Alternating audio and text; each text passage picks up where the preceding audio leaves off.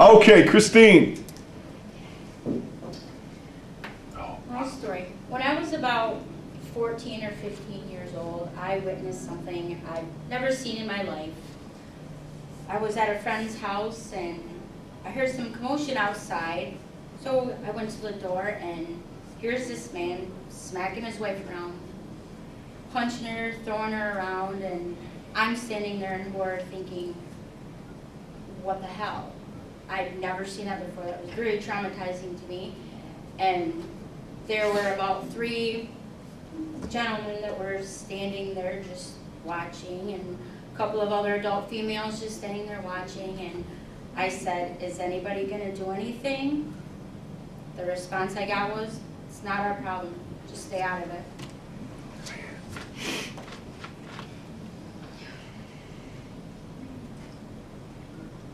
So what would you do if you were in that situation? How would you handle it?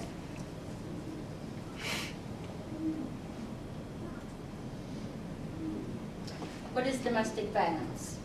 It's described as a behavior or actions by one person to kind of control the other person. I was in an abusive relationship myself. I didn't get any broken bones, but I did get a couple of black eyes, a bloody nose, some hair missing, about a 5-inch scar on my neck from being choked. Thank God I got out of that.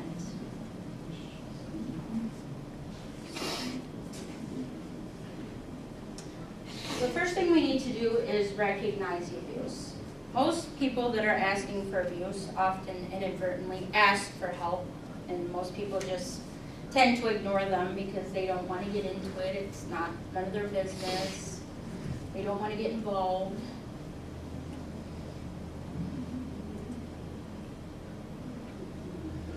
Some of the signs are bruises, broken bones, cuts, burns. Some people are emotionally abused where they're quiet and they're withdrawn from people. They feel isolated, and some of them attempt suicide or think about suicide.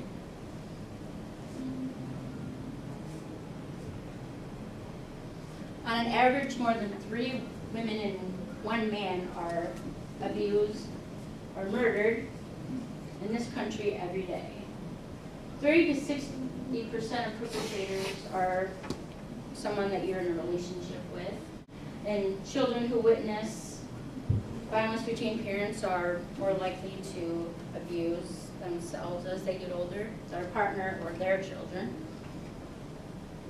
which goes on to the next generation and the next generation. The cycle continues. So who's affected? Well, boys who recognize or see the violence are twice as likely to abuse their significant other or their children, as I said. Women at 85%, men at 15% of abuse. Why should you get involved? Well, you can help save a child's life. You can help break the cycle of abuse. If you happen to witness abuse or you suspect abuse, you should obviously call 911 or CPS.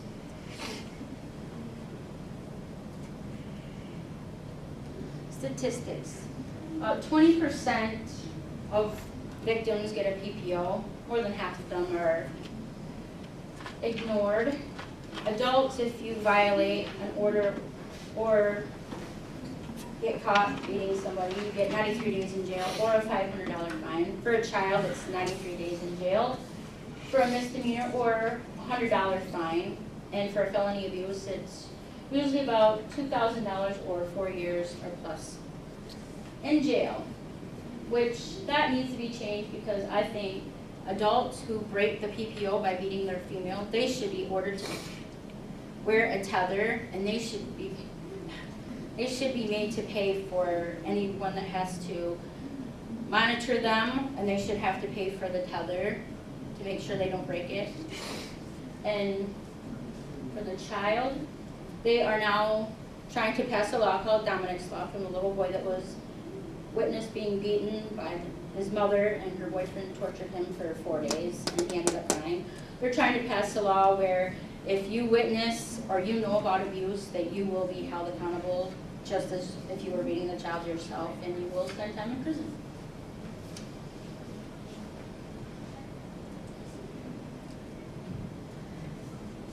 And there's some websites up there on dating violence and domestic violence, and if you feel threatened or you're going through domestic violence right now, there's a number you could call up there. I guess that's it.